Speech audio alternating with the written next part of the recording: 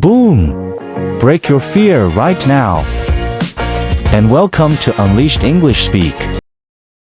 There is a version of you that speaks English beautifully, fluently, fearlessly. That version exists right now inside you.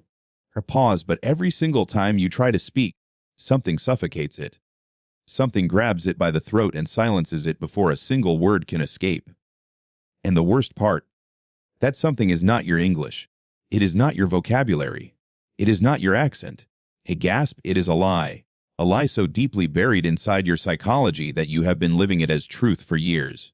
And today, on Unleashed Speak English, we are going to pull that lie out by its roots, expose it completely, and replace it with something so powerful that by the time this audio ends, you will never approach an English conversation the same way again. In the next 15 minutes, I am going to show you the exact psychological trap that is keeping intelligent, educated, hard-working English learners completely silent. I am going to reveal why the traditional advice, practice more, study more, watch more movies, is actually making your speaking anxiety worse, not better. And I am going to give you a step-by-step psychological rewiring system that attacks the root cause of your fear directly. Stay until the very end, because what I reveal in the final section has the power to permanently change your relationship with the English language and with yourself. Let me start by telling you something that will either shock you or deeply, painfully confirm what you have always suspected. The problem is not that you do not know enough English. The problem is that you know too much, and it is destroying you. Think about a small child learning to speak. A 3-year-old does not conjugate verbs before opening their mouth. They do not check whether their pronunciation is perfect.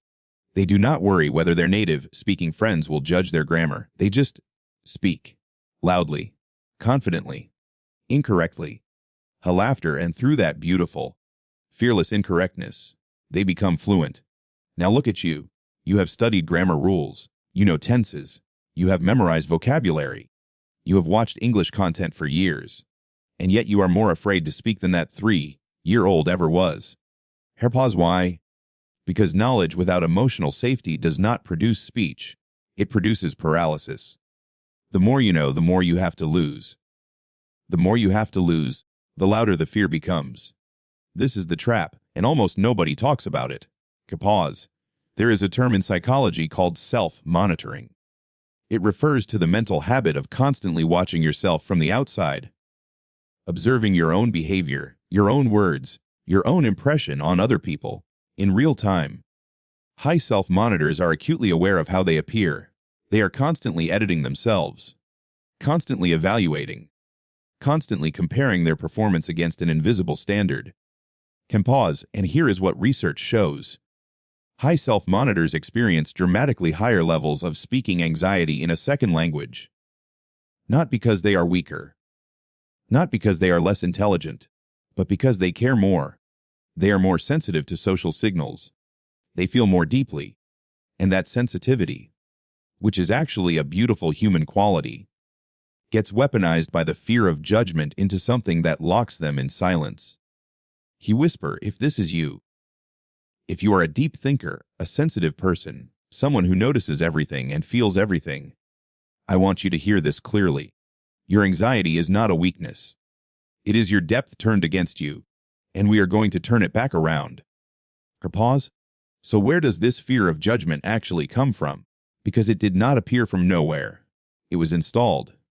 Think back. Was there a moment in school, a classroom, a presentation, a conversation, where you said something in English and someone laughed, or corrected you harshly, or gave you a look that made your face burn with embarrassment?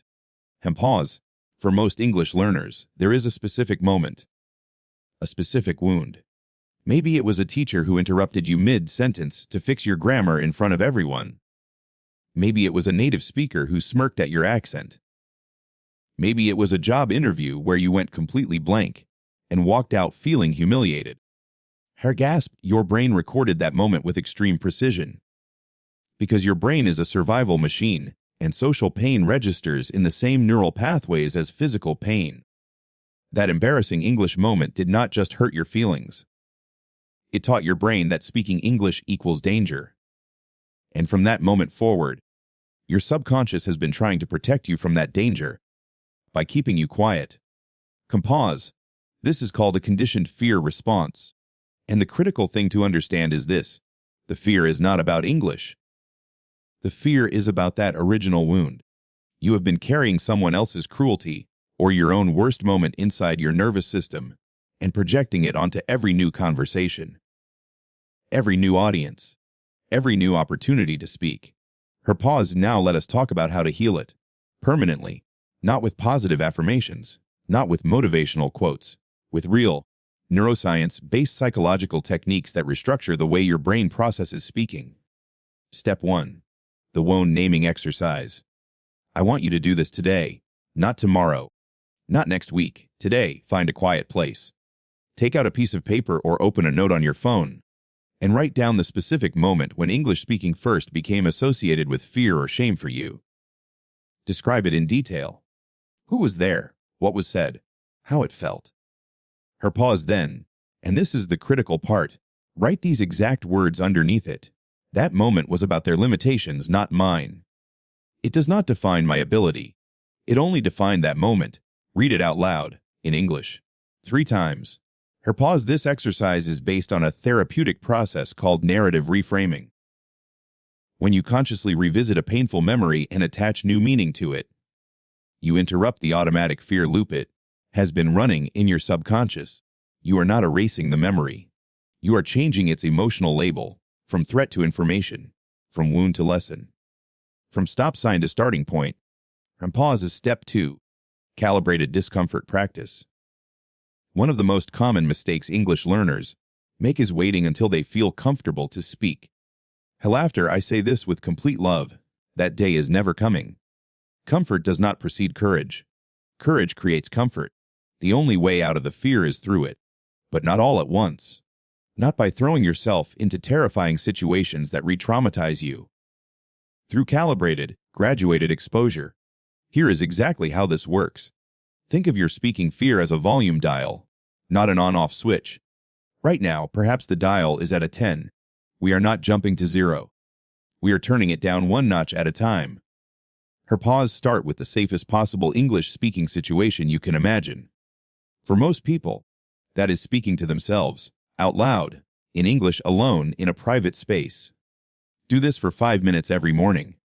Narrate your actions. Describe your surroundings. Talk about your thoughts. It feels strange at first. It might even feel a little ridiculous. After, do it anyway. You are not practicing vocabulary. You are practicing the physical act of producing English, sound with 0 social consequence. You are separating the act of speaking from the threat of judgment.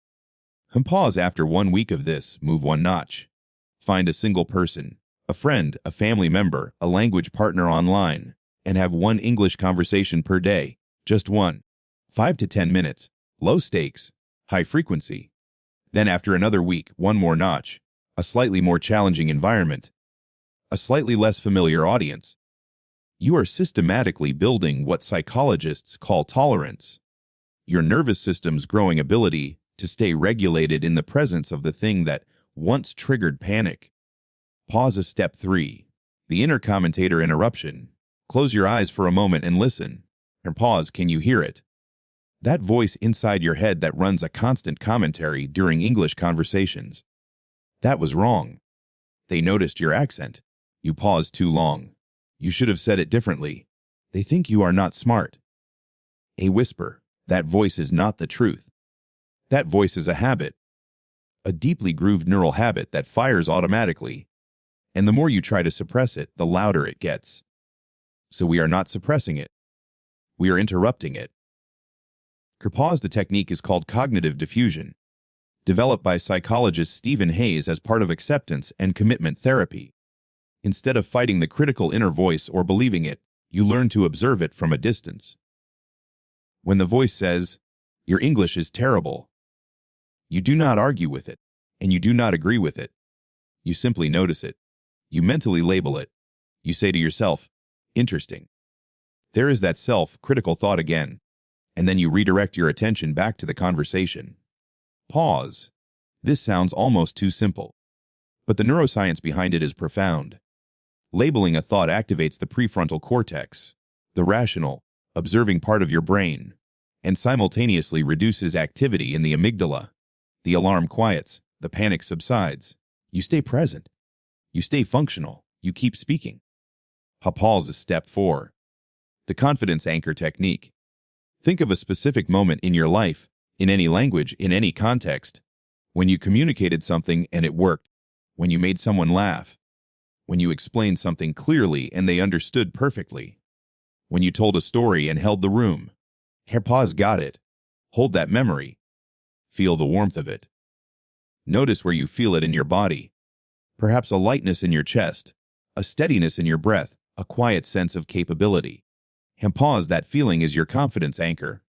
And here is how you use it.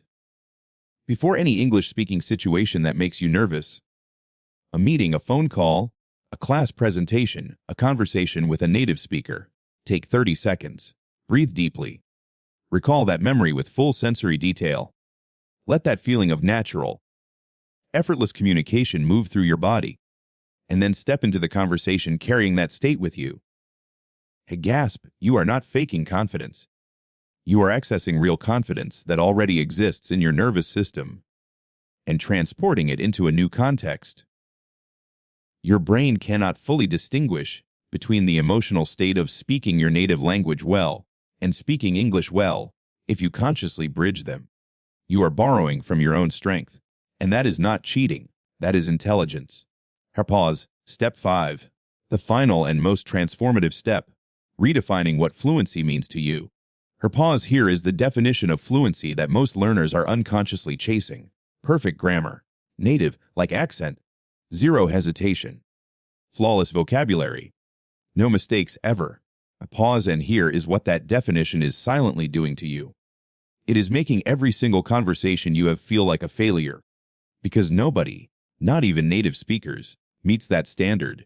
You are measuring yourself against a myth and losing to it every day. A whisper. I want to offer you a different definition. One that is true, one that is achievable, one that is actually what fluency looks and sounds like in the real world. Fluency means being able to express what you mean in a way that is understood by the person in front of you, with enough ease to keep the conversation moving. That is it. Not perfect, not flawless, not accent-free, understood, connected, flowing. Pause. Under this definition, you are probably already more fluent than you think. You have been disqualifying your own progress because you have been using the wrong measuring stick. The moment you change the standard, the moment you say, my goal is connection, not perfection, you will notice something extraordinary happen. You will start to hear your own English differently. You will start to recognize your growth. You will start to feel something that has been absent for far too long. Pause. Pride. Genuine, deserved pride in how far you have already come. A sigh. Let me bring it all home for you now. You freeze when you speak English, not because you are inadequate. You freeze because your brain learned, from a real experience of real pain, that speaking English carries social risk. That learning was meant to protect you, but it stopped serving you. And today you have 5 tools to begin dismantling it. Name the original wound and reframe its meaning. Practice calibrated discomfort, one small brave step at a time. Interrupt your inner critic through cognitive diffusion, not suppression. Anchor yourself in real memories of real confidence before every challenge. And redefine fluency as connection, not perfection. Pause. These are not motivational ideas. They are neurological interventions. They work because they address the actual mechanism of your fear, not just the surface symptom. Practice them consistently, and within weeks you will feel a shift. Not just in your English, in the way you see yourself. Pause. Because here is the final truth I want to leave inside you today. The most fluent version of you is not someone different. It is not someone braver or smarter or more talented. It is simply you, freed from a fear that was never truly yours to carry. Pause. You have been listening to Unleashed Speak English, where we do not just teach language, we liberate the speaker inside you. If something in today's audio cracked something open in you, if you felt seen, or challenged, or genuinely moved, then you already know what to do. Subscribe to Unleashed Speak English right now. Every single week, we go deeper into the psychology, the neuroscience, and the practical strategies that turn silent, anxious English learners into confident, expressive, unstoppable communicators.